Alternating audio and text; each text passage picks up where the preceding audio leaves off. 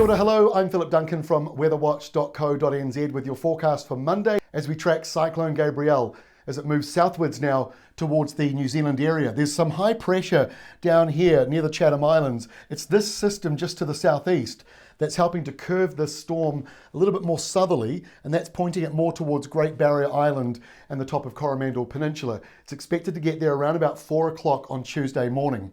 Now the storm in the center part of it here is deepening. It's likely to get down to 960 hectopascals, and it might even get below that. It might even get down to 957 as one model from Australia is picking. And the Australian model so far appears to be the most accurate. So this is a record-breaking storm, potentially. We won't know it till it's already passed.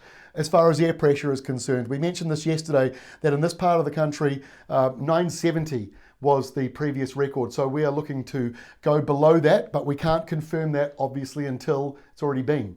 But the chance for it to happen is certainly there, and that means the storm's going to get a bit bigger, it's going to increase the winds, and it's also going to make for some heavier rain. That's all coming in across the end of Monday, Monday night, and Tuesday morning. But there's one other feature. The low is moving a little further east, and some people are reading a lot more into that. One of the good things about that eastward movement, it reduces the risk of the storm surge, because in the middle of that low, acts like a big vacuum cleaner. It sort of sucks up a dome of the sea about half a metre above normal. And so your high tide would be half a metre above normal, and then on top of that, the waves caused by the strong winds, which go even further. So that's being reduced now with that slightly eastwards movement, but it could still wobble. And so it could still move in closer to Auckland.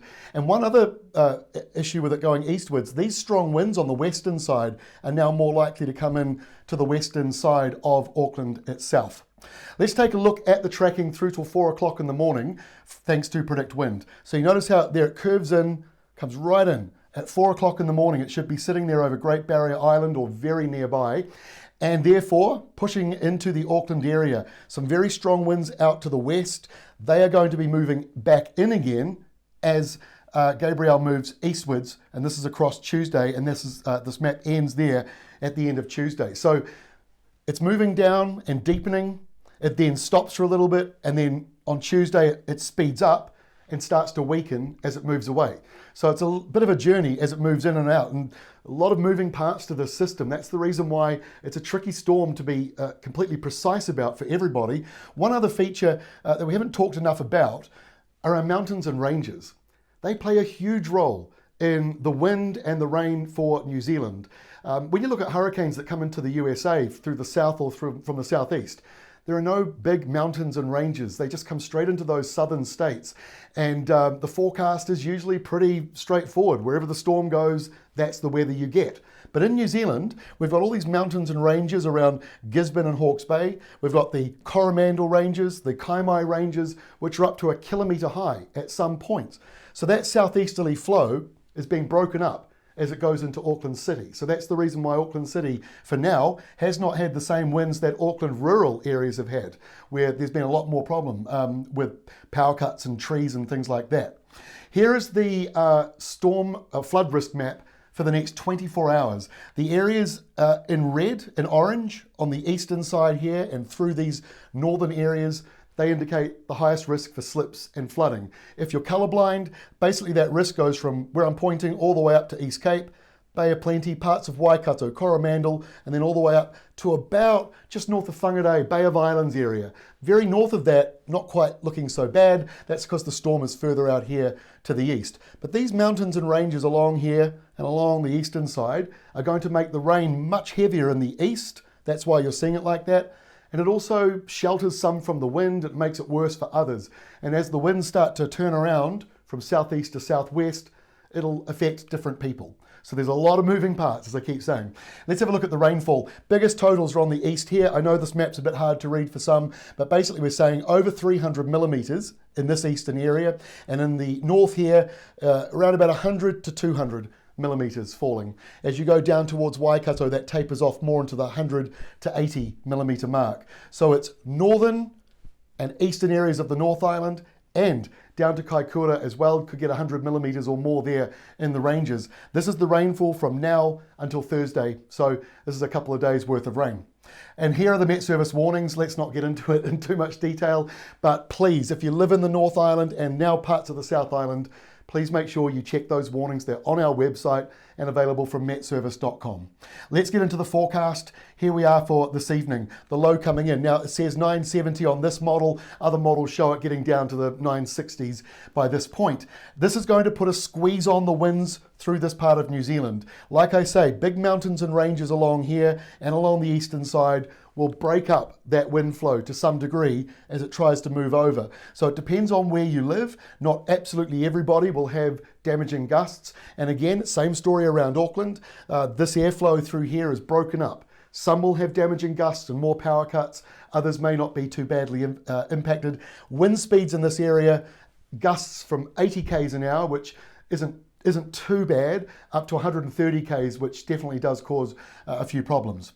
As we get to 4 o'clock on Tuesday morning, the air pressure has dropped 963 on this model. In a moment, we'll show you what the other ones are saying. And the strongest winds by this point move down the North Island, Hawke's Bay in particular, and then on the other side of those ranges around Manawatu and over towards Taranaki, severe gales blowing through that belt as the winds up here start to sort of ease back a wee bit. And Auckland, the closer you are to that centre, the more likely the winds are to ease. So for those who are saying, oh, push it further east, then Auckland doesn't get anything, you'll get all these strong wind and rain, which is just out to the west. So that's the reason why the centre, tracking of the centre is quite important at working out where the severe weather outside from it will be. In the tropics, it's all about the middle part. Down in this part of the world, it's all about what spreads out from the centre. So this is what 4 different models are saying at 4 o'clock on Tuesday morning. The only exception is the UK one at 5 o'clock. This is showing the lowest air pressure. So you're seeing 963, 957 there, which is the Australian model. And then the one we just showed you was actually dropping down to 961 at its lowest point. All pretty much in the same area. And the storm could wobble, basically within the margin of error of all of these models. That's how much the low could still move. So they're all relevant and they all show the chance for that very low air pressure coming in. Now, as we go to Tuesday, the low moves further to the east. So there's the good news as far as rain is concerned. Most of it breaks up in the areas around Auckland that have had it tonight. But then you've got this surge of very strong winds behind it. Now, it depends on how fast the low moves away. If it moves away quite quickly, then the winds behind it sort of relax a wee bit. They're not quite as strong. If the low is very slow moving, then you'll get those very strong gales coming in behind it. And look at all that windy weather moving down the country. So not as windy now around the northeastern corner of the North Island, but still very wet. But the main winds now move down. Wellington, Wairarapa, Kapiti Coast, Taranaki, Cook Strait, and then the heavy rain coming in there to Kaikoura. So this is why this system is such a big one to talk about. So many different places impacted and not necessarily everyone getting severe weather the whole time through it. By Wednesday morning, that's when the windy stuff clears through Auckland, the sou'westers. Sou'westers are quite a normal wind direction for Auckland to be quite strong, but considering all the rain we've had, it could uproot trees. There could be still more issues. So we're not out of the woods until really later on into Wednesday. And now with the low pressure parked next to East Cape, you get the stronger change coming in behind it and still plenty more rain going right down into Canterbury. By noon Wednesday, the low is 983. So that's starting to go up. That's a good thing, starting to weaken. And now the North Island getting a bit of a break. Not so bad lunchtime Wednesday. Hopefully Auckland Airport, things are returning to normal and travel is resuming again because the rain clouds are all breaking up. But it's still raining along the east coast of the South Island. As I said yesterday, that'll be welcome in coastal Otago. And by noon Thursday, it is out over the Chathams, but we've still got the leftovers of it. Bit of a squash zone in there with the incoming high building and the southeasterly winds blowing through there. Rain carries on for these areas, which is, like I say, good news for those who needed it. Maybe too much of it further to the north. And another surge of showers and westerlies coming in for the top of New Zealand on Thursday, but they break away on Friday, and actually the whole system breaks away on Friday finally. It does start to move out to the east. Still southerlies in here, still showers, but there's a high pressure zone. Not a very strong one, but there is some high pressure at least on its way for this weekend. Just trying to work out what day we're in. this weekend coming up. So there we go. That is the forecast. Like I say, it's a big system. It's a really big storm. But that doesn't mean all of you will have severe weather. But the severe weather warnings are appropriate because of just how much the storm could still move around. So thanks for all the amazing feedback. Sorry we can't reply to every one of you at the moment. We are, to excuse the pun, we're inundated at the moment with a fair amount of work. But thank you for all the comments. We're reading most of them. Thank you. So we will see you again tomorrow, Tuesday. All things going right, we'll have our next update out to you around about lunchtime on Tuesday.